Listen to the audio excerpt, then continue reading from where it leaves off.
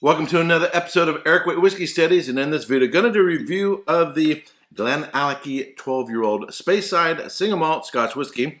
But before I get into this, I'm going to tell you about the profile of Glenallachie Distillery, their core range, and this whiskey.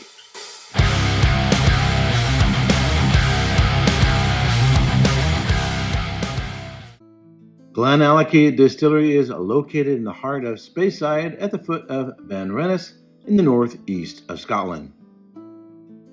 The name Glenallachie derives from an old Scottish Gaelic phrase which translates into Valley of the Rocks. Glenallachie Distillery was founded in 1967 by McKinley McPherson.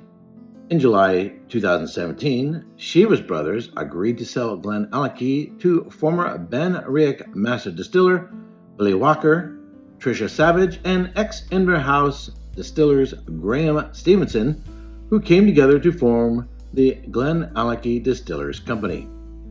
Glenallachie's water source comes from Ben Rennes Springs on the northeast of Ben Rennes. Glenallachie's malt is 20% peated and 80% unpeated. They use a stainless steel semi-lauter mash tun. They have 6 stainless steel washbacks. They use 4 stills, 2 lantern-shaped wash stills and 2 onion-shaped spirit stills, and they use a shell and tube condenser. The Glenallachie Distillery Core Range. The Glenallachie 8-year-old Speyside Single Malt Scotch Whisky was aged for 8 years in Tobermory and Oloroso sherry puncheons, along with a small quantity of virgin oak cask and red wine barriques. It's non-chill filtered, has natural color, and is bottled at 46% alcohol by volume. The Glenallachie 10-year-old cask strength Speyside Single Malt Scotch Whisky, aged in Tobermory and Oloroso sherry cask and red wine barriques, and a medium toast, medium char American virgin oak barrels. It's non-chill filtered, has natural color, is bottled at 58.6% alcohol by volume. The Glenallachie 12-year-old Speyside Single Malt Scotch Whisky, aged in Tobermory and Oloroso sherry cask and red wine barriques, and a medium toast, medium char American virgin oak barrels. It's non-chill filtered, has natural color, and is bottled at 46% alcohol by volume. The Glenallachie 15-year-old Speyside Single Malt Scotch Whisky, predominantly matured in sherry cask, it is non-chill filtered, has natural color, is bottled at 46% alcohol by volume. The Glenallachie 18-year-old Speyside Single Malt Scotch Whisky. For some strange reason, they don't state what casks were used for this whiskey on the website, but it's a non-chill filtered, has natural color, is bottled at 48.9% alcohol by volume. The Glenallachie 21-year-old cask strength Speyside Single Malt Scotch Whisky, aged for 21 years in Tobermory and Oloroso sherry cask. It's non-chill filtered, has natural color, is bottled at 51.1% alcohol by volume. The Glenallachie 25-year-old Speyside Single Malt Scotch Whisky was aged for 25 years in Tobermory and Oloroso sherry cask. It's non-chill filtered, has natural color, and is bottled at 48% alcohol by volume. The Glenallachie 30-year-old Speyside Single Malt Scotch Whisky, aged in Tobermory and Oloroso sherry cask and virgin oak cask. It's non-chill filtered, has natural color, it's bottled at 48.9% alcohol by volume. So there are certain things you may hear me say over and over again if you've been watching me for a while. One is, don't judge a whiskey by a neck pour. Second is, let a whiskey breathe. Sometimes, in order to fully experience all that the whiskey has to offer, you need to get past the neck pour, or at least aerate it. A drop of water can help, and they can require patience. Some whiskeys don't get affected a whole lot by aeration, some dramatically. Peated whiskeys tend to have a greater improvement with aeration than any others. However, Tobermory or PX cask also require a lot of patience because as a sticky wine, it tends to grab onto everything and not want to let go and let everything else express itself. So I found this at first from the neck pourer to be sort of like someone who's doing this. You know, they're not real communicative, they're not saying much, and they're kind of tight-lipped. But I had to wait for it. So I enjoyed a little bit of a sip, analyzed it, got the profile of it, and then a little bit, just a little bit over several days, keep working on it, keep working on it, and then note the differences as I go along. Took a while to get more than just the super dark fruit notes. But now it's really, really saying hello.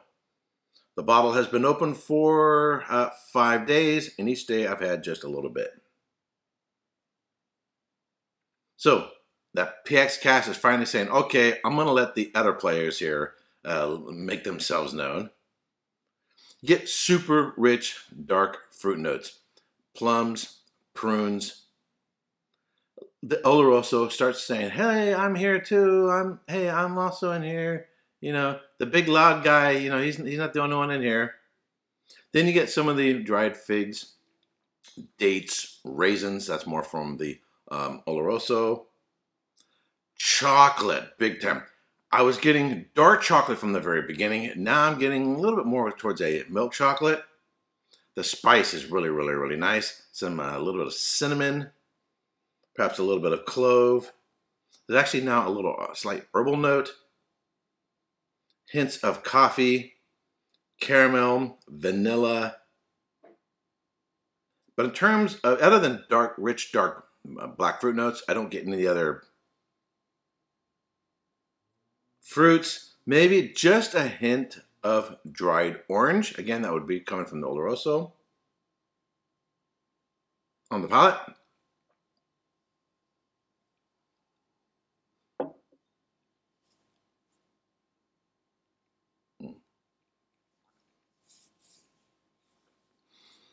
So this, according to the date on the bottle, was bottled in May 5th, 2021. From what I've read and what other people have said, there can be a little bit of a bottle variation. I believe Jeremy over at Sipper Social Club, he had one from August 2021. But after comparing my notes with his, I think we're pretty much in sort of the same ballpark in our perception of the whiskey. It is really, really, really sweet from the front and the middle into the finish. All the intense dried black fruit notes seems to mask any malty notes, so I don't get any of those cereally notes. Chocolate covered raisins, figs, dates, prunes. The spice is showing up more now with aeration.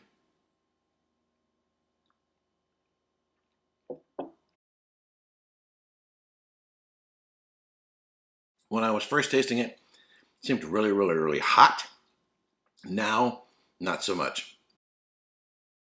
The spice is more intermingled now with the rest of the dried black fruit notes. It has a nice silky texture, or smooth, and the spice with the dried black fruit notes really, really, really lingers. I like the development of it, although there's not a radical change from the front and the middle into the finish, and it has a really long finish. This is a very sweet and very, very, very rich whiskey. Almost dessert-like. I think it's got really good balance. I like the long finish. I like the development.